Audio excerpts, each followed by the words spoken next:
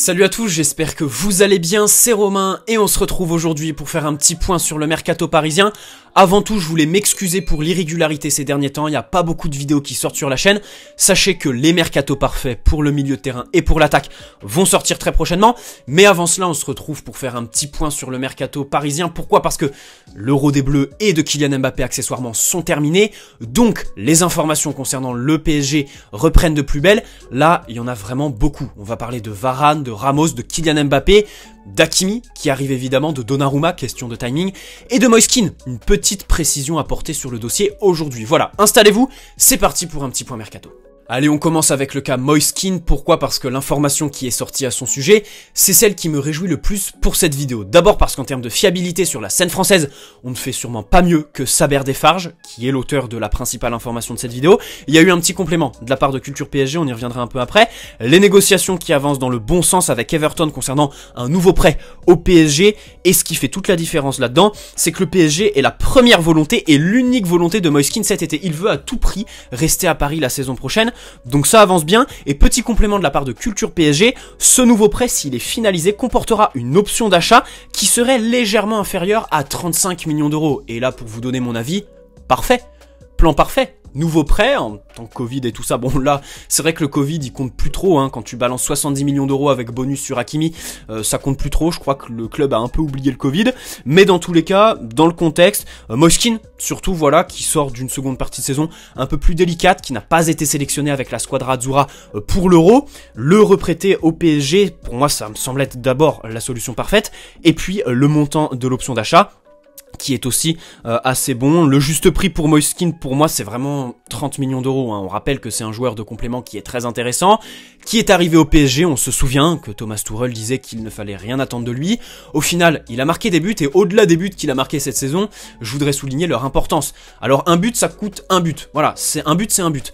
Mais il y a des buts plus importants que les autres, c'est-à-dire que Moise Kean n'a pas marqué que le 4e but d'une valise que tu mets à Dijon. Vraiment, voilà, des buts qui rapportent des points. On peut penser en phase de poule de Ligue des Champions en Turquie, ou alors face à Saint-Etienne lors du premier match de Mauricio Pochettino. Le Covid, il a souffert d'une forme assez violente, on va dire, de la maladie, donc ça l'a un peu stoppé au niveau du rythme des matchs, mais dans tous les cas, je pense qu'on peut qualifier sa première année à Paris de réussie, même s'il y a quelques petites choses sur lesquelles on peut revenir.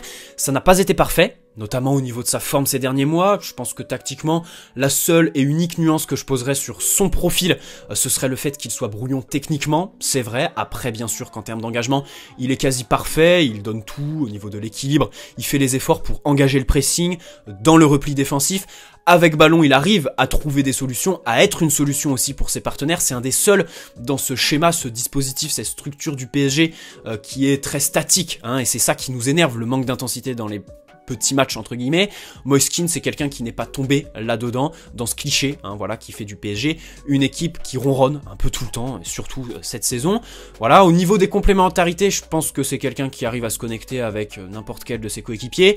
La seule petite nuance ici, ce serait avec Kylian Mbappé. Parfois, c'est vrai qu'il se marche un peu dessus. Là, c'est une question pour Mauricio Pochettino, mais dans tous les cas, Moise Kean a très bien évolué cette année. Pourquoi casser cette évolution? Voilà, continuons à le faire évoluer la saison prochaine, c'est parfait. On va enchaîner avec Sergio Ramos. Là, les négociations avancent encore une fois assez bien, il y a plein d'informations qui mettent de bonne humeur. On va venir casser un peu tout ça avec Kylian Mbappé. Mais dans tous les cas, concernant Sergio Ramos, ça avance bien. Il y a une information pas très fiable qui est sortie ce matin, je vous la cale quand même. Le frère et agent du joueur s'est déplacé à Paris. Et Julien Laurens qui annonce que les négociations avancent dans le bon sens. Ça, on le sait tous, le PSG propose une année plus une autre en option. Le joueur en veut 2 fixes. Son salaire serait plus bas que celui qu'il touchait au Real Madrid. On attend évidemment la délibération du joueur dans les prochains jours. Lui qui est intéressé, par le projet présenté par le PSG, sportif, et puis rejoindre Neymar, Di Maria ou Sarabia par exemple. Évidemment que ça l'intéresse. Et surtout, pour sa famille. Là, j'aimerais juste m'arrêter un peu sur la dimension de la ville en fait. Ça a déjà joué son rôle professionnellement avec la femme d'Hakimi. À la différence d'une ville comme Manchester, c'est la première qui me vient en tête. Et surtout, ce qui me vient en tête, c'est la déclaration de la femme de Di Maria. Des villes qui sont pas forcément très attractives. On peut dire oui, mais le PSG est en Ligue 1, championnat pas très attractif. C'est la loi du marché, c'est obligatoire. Son offre financière, il doit l'augmenter pour essayer d'attirer les joueurs, parce que le championnat ne comble pas, on va dire, un petit déficit. Voilà. Bah, je pense aussi qu'il faut noter l'importance de la ville, la capitale, la ville lumière, pour Sergio Ramos, pour Hakimi, on sait tous que ça a joué son rôle, et on sait tous aussi que les joueurs, on peut parler des motivations financières et des motivations sportives, mais il y a aussi le rôle de la famille dans les décisions des joueurs, voilà, qu'on délaisse un peu. Donc, concernant Sergio Ramos, évidemment que pour sa famille, ça l'intéresse. Sergio Ramos, qui, je le rappelle, était dans mon mercato parfait, un coup que je valide, même s'il est assez vieux, même s'il est pas très régulier. C'est d'ailleurs pour ça que le PSG ne me propose qu'un an et une autre en option. D'ailleurs, l'option, elle serait conditionnée à sa condition physique. Ça, de toute façon, évidemment, que c'est une bonne chose. Dans tous les cas, c'est un leader qui viendrait avec son palmarès. La seule nuance qu'on pourrait poser, c'est la logique avec Thiago Silva. Vous allez me dire, oui, mais à la différence de Thiago Silva, Ramos, c'est un monument du football. C'est un palmarès énorme, c'est aussi pas le même profil, hein, Thiago Silva qui basait son profil sur l'anticipation. D'ailleurs, il y a une rumeur concernant Raphaël Varane, c'est Sky Sport qui l'affirme, Manchester United est intéressé par Raphaël Varane, a bien avancé ces derniers jours, mais le PSG est aussi intéressé, même si c'est un peu plus froid, évidemment. Là, ce que je voudrais dire en fait ici, c'est que dans un objectif tactique, tu as fait partir Thiago Silva, peut-être que tu peux le regretter évidemment. La réalité, c'est que le défaut de la charnière Marquinhos-Kimpembe, parce que les deux ont ce défaut, c'est la gestion de la profondeur. Pourquoi? Parce que Thiago Silva basait son jeu sur l'anticipation. On sait tous que Raphaël Varane viendrait gommer ce défaut. Se pose aussi la question de la concurrence, voilà, avec Marquinhos et Kimpembe, la question d'un système à 3 aussi. Donc tactiquement, vraiment, Raphaël Varane viendrait combler tout ça. Parce que Kimpembe, je pense que ça s'exprime au niveau de la couverture, la compensation des efforts offensifs du latéral gauche qui est sur son côté. Et Marquinhos, bah, c'est même pas une question de compensation du latéral. Il a toujours peiné au niveau de la gestion de la profondeur. C'est peut-être aussi pour ça qu'on l'a mis un peu plus haut sur le terrain, au milieu. Bref, dans tous les cas, Raphaël Varane est annoncé au PSG, ça c'est vraiment froid, je vous la cale parce que c'est Sky Sport, c'est assez fiable, mais dans tous les cas, pour revenir à Sergio Ramos, ce que je voulais dire, c'est qu'il se différencie de Thiago Silva, par son profil, parce que c'est quelqu'un de très agressif. Le vice, évidemment, serait très appréciable au PSG. Et puis au niveau du leadership, c'est quand même autre chose. Hein. Thiago Silva, on va pas revenir sur tous les débats. Sergio Ramos, c'est quelqu'un qui tire ton vestiaire vers le haut, qui serait apprécié, qui serait accepté, surtout dans le vestiaire. Hein. Les Neymar et tout ça, je pense qu'ils le demandent, et qui surtout mènent une propagande. Je pense que sur les groupes WhatsApp, ça doit y aller à foison. Voilà, les messages pour tenter de l'attirer au PSG. Donc dans tous les cas, on valide le coup Sergio Ramos. Voilà, on va terminer avec une information qui va un peu moins nous réjouir. Non, attendez. Avant, j'aimerais juste, voilà, faire un petit point sur Hakimi et Donnarumma parce que je vais pas m'éterniser là-dessus. Les deux, je vais sortir des vidéos quand ce sera officiel. Concernant Donnarumma, tout est bouclé, on attend juste l'officialisation qui arrivera à la fin de l'Euro de l'Italie. C'est un choix du joueur, il veut officialiser, quand tout sera terminé pour lui, il veut rester focalisé sur sa compétition, voilà, jusqu'à la fin. Très bien pour Donnarumma, et concernant Hakimi, c'est un done deal. Par contre, le Real Madrid avait un droit, en fait, l'Inter se devait d'informer le Real Madrid de l'offre du PSG et lui demander s'il souhaitait s'aligner ou proposer plus. Donc le Real Madrid a été informé ces dernières heures de l'offre du PSG et que tout était bouclé tout simplement, n'a pas souhaité réagir, c'est assez logique de toute façon. Tout est prêt pour la signature d'Hakimi au PSG, ça devrait être officiel dans le week-end. Ça c'est subjectif, hein, c'est mon avis, c'est mon petit ressenti. Je pense que lundi, Hakimi sera un joueur du PSG. À savoir avec quel numéro? Perso, je mise sur le numéro 2, laissé vacant par Thiago Silva l'année dernière. Et on va terminer cette vidéo avec une information un peu moins joyeuse qui concerne Kylian Mbappé, qui est parti en vacances pour 15 jours. Après l'élimination piteuse de l'équipe de France contre la Suisse, on va pas refaire l'histoire, pas remuer le couteau dans la plaie, je sais pas comment vous l'avez vécu. J'ai hésité à allumer la caméra, mais il y avait trop de choses à dire. J'étais sous le coup de l'émotion, j'ai pas voulu prendre le risque en fait de faire une vidéo lors de l'élimination de l'équipe de France. Je pense d'abord que il prend beaucoup trop de critiques pour voilà ce qu'il a donné à la France par le passé et par ce qu'il représente aussi. Évidemment que son euro est très décevant. Vous pouvez me dire oui, mais il a été impliqué sur tous les buts de l'équipe de France. La réalité, c'est qu'il a pas marqué et que voilà, il a aussi manqué quelques occasions contre la Suisse, manqué de lucidité. Là, c'est une bonne leçon pour lui. C'est une très bonne leçon. L'enjeu, c'est qu'il tire évidemment les bonnes choses de tout ça. Pour moi, la première personne sur laquelle on peut tirer concernant l'Euro en général, en termes de communication, l'appréhension et évidemment sur le match contre la Suisse, c'est Didier Deschamps. Là, Didier Deschamps, je pense que jusque-là, j'aimais beaucoup ce qu'il faisait, mais je trouve qu'il n'a pas réussi à se réinventer pour cet Euro. Au niveau de la communication, au tout début, les histoires d'ego, ouais, vas-y, je vais foutre Kylian Mbappé tireur au coup franc pour le satisfaire et tout ça. C'était des histoires qui nuisent un peu au groupe. Tu sens qu'il n'a pas vraiment géré comme en 2018.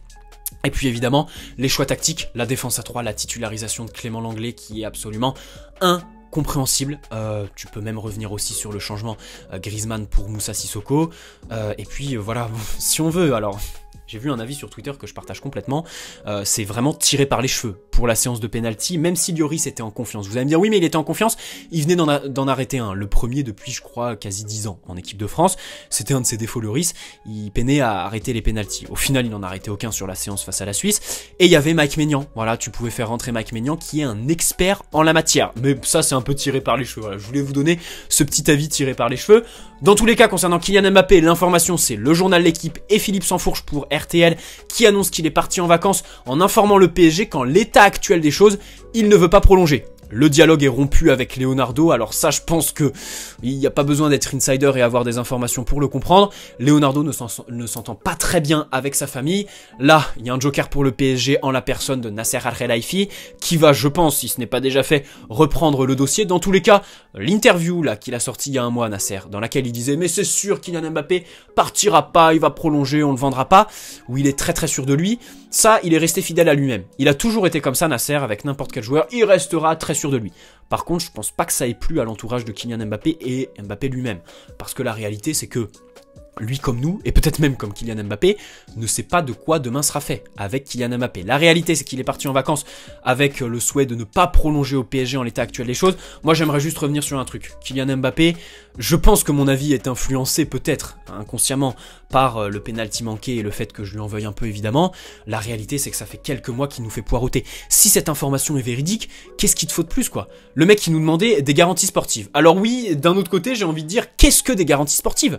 C'est vrai que c'est super subjectif, quoi. À l'époque, j'avais tourné une vidéo que j'ai jamais sortie, dans laquelle je lui tombais dessus parce que le mec demande des garanties sportives. Mais peut-être que pour lui, des garanties sportives, c'est recruter français, peut-être que c'est recruter jeune, peut-être que c'est recruter un Lionel Messi, je sais pas. Peut-être que c'est recruter de la classe mondiale, renforcer le poste de latéral droit, signer Cristiano Ronaldo. Donc, concernant les garanties sportives, je me posais quelques questions quant à la subjectivité du sujet. On va faire un jeu. Dites-moi dans l'espace commentaire. Pour vous, qu'est-ce que des garanties sportives au niveau du projet QSI aujourd'hui, en juin 2021? Qu'est-ce que des garanties sportives? Début juin, on le rappelle, début du mercato, tu sors d'une finale de Ligue des Champions la saison dernière et une demi-finale contre Manchester City après avoir éliminé le Bayern et le Barça en 8e et en quart cette saison. Voilà, pour toi, qu'est-ce que des garanties sportives? Est-ce que c'est recruter un latéral droit? Est-ce que c'est recruter un jeune français? Est-ce que c'est recruter par exemple Camavinga, Paul Pogba, recruter un Cristiano Ronaldo, tout faire pour signer Lionel Messi? Dites-moi. Eh bien, je suis sûr que dans l'espace commentaire, tout le monde va donner un avis différent, tout le monde va donner des noms différents, parce que c'est subjectif.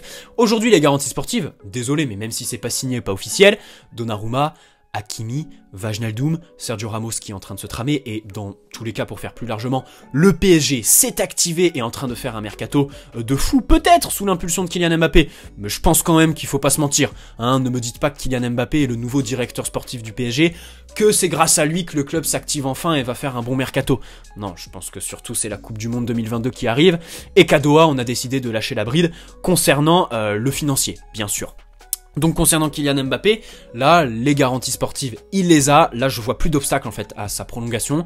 Donc s'il veut partir, qu'il nous dise qu'il arrête de nous faire tourner en bourrique depuis quelques mois. Voilà pour mon petit avis. Je voulais faire concis parce qu'il y a eu pas mal d'informations. On a tout traité. J'espère que cette petite vidéo vous aura plu. L'information de Kylian Mbappé qui, si elle est véridique, m'énerve profondément parce que qu'est-ce qu'il veut de plus, quoi? Qu'est-ce qu'il veut de plus?